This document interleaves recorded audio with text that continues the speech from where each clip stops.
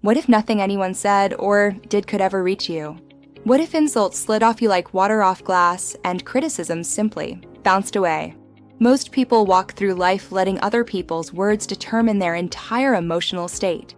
One negative comment destroys their entire day. A rude remark sends them into a spiral of overthinking and resentment. But here's the truth that ancient philosophers understood thousands of years ago. Emotional freedom isn't given to you by others. It's built inside you, brick by brick, through deliberate practice. Today, I'm going to teach you 5 powerful mental frameworks that will transform you into someone who cannot be disturbed by anyone or anything. These aren't fluffy self-help concepts. These are battle-tested philosophies used by emperors, generals, and thinkers who faced far greater challenges than anything in your daily life. By the end of this video, you'll understand exactly why people behave the way they do, and more importantly, why their behavior no longer needs to control your peace. Let's begin. First, understand this. Nothing can hurt you without your permission. When someone attacks you with words, they're essentially asking you to accept their version of reality. They're saying, here is what you are, and you must believe me. But here's the question that will set you free. Who gave them the authority to be your judge? The Stoics had a powerful insight that most people never discover in their entire lives. They understood that between what happens to you and how you feel about it, there's a space.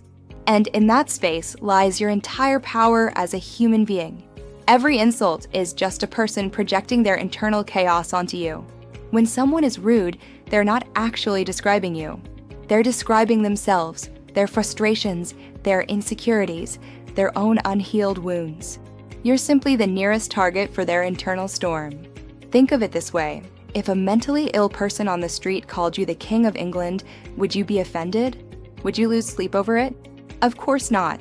You would recognize immediately that their words reflect their reality, not yours. Apply the same logic to every criticism you receive. Ask yourself this simple question: does this person's opinion of me actually change who I am? The answer is always no. You remain exactly the same person you were before they opened their mouth. The only thing that changed was their perception, and their perception is their problem, not yours. Now, here's where most people destroy their own peace. They try to control things that were never theirs to control in the first place.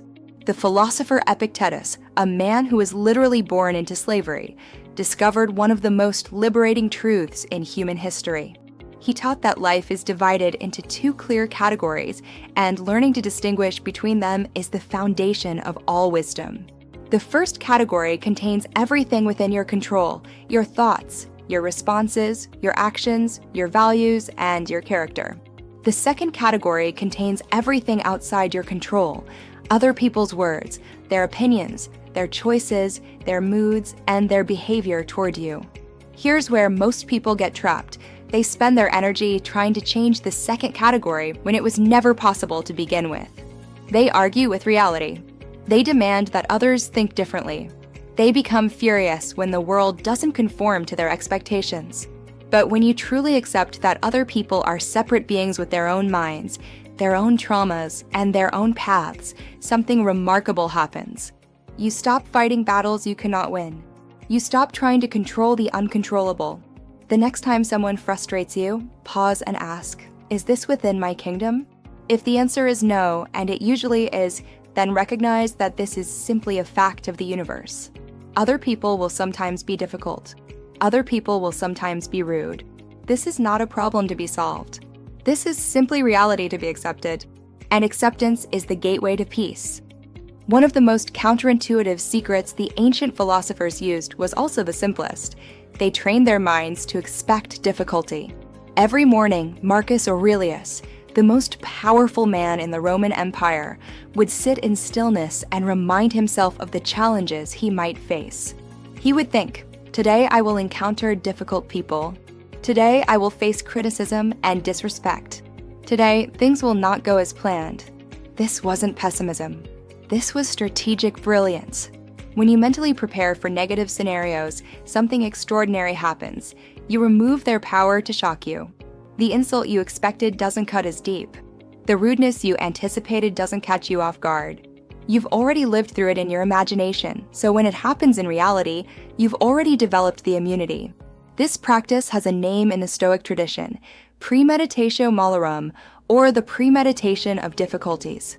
It's essentially mental rehearsal for worst-case scenarios. Here's how to practice this starting today. Each morning, take just 2 minutes. Close your eyes and visualize yourself encountering someone difficult. See them being rude. Hear them saying something cutting. Notice the initial spark of anger rising in your chest. And then, in that visualization, see yourself responding with complete calm. See yourself smiling and moving on with your day undisturbed. Do this for 7 days, and you'll notice something remarkable. When real difficulties arise, you'll respond from a place of preparation rather than reaction. Now, here's something you might not expect. Sometimes the most powerful response is no response at all. When someone tries to provoke you, they're essentially looking for fuel. They want to see you react. They want to watch you squirm. Your anger is the oxygen that keeps their fire burning. But when you refuse to give them that oxygen, something magical occurs. The fire dies. Think about the last time someone tried to pick a fight with you and you simply didn't engage. How frustrated did they become? Their escalation attempts became increasingly desperate because they weren't receiving the reaction they expected. Their power over the situation evaporated. The Roman general Scipio Africanus understood this principle well. When his enemies insulted him, he never responded with equal hostility. He responded with dignified silence, and that silence spoke louder than any counterargument ever could. There is a profound strength in refusing to fight battles that don't matter. The person seeking conflict is often fighting their own internal battles. Your refusal to engage isn't weakness. It's wisdom. It's recognizing that not every battle deserves your energy. The next time someone tries to provoke you, try this. Smile calmly, say something completely neutral like, "I understand," and walk away. Watch how disarming that is. They expected resistance and received peace instead. Your peace becomes the ultimate reply. Here's what most people get wrong about building an unshakable mind.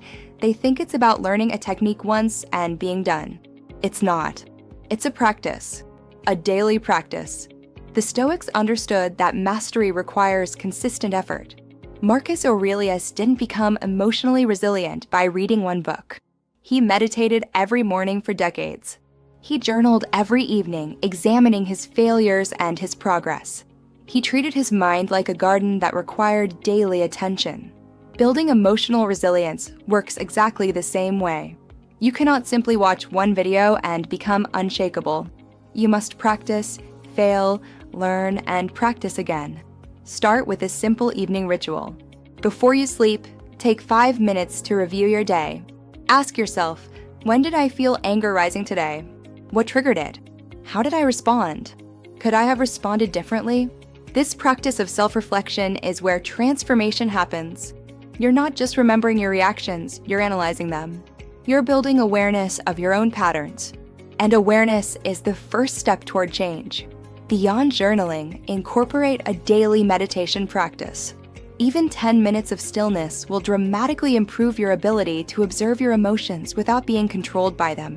When you can observe your anger as a passing phenomenon rather than an identity, you've already won. These practices might seem small.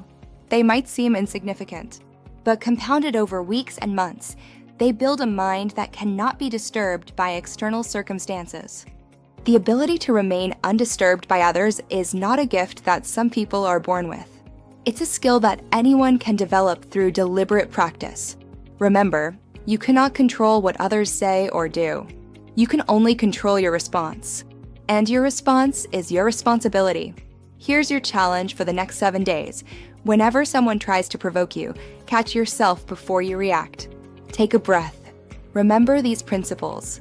And choose your response deliberately.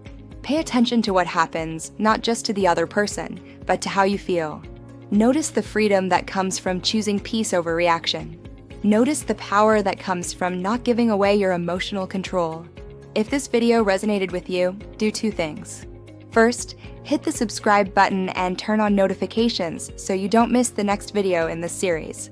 Second, come back to the comments and share your experience. What did you notice when you started practicing these principles? We grow stronger together. I'll see you in the next one.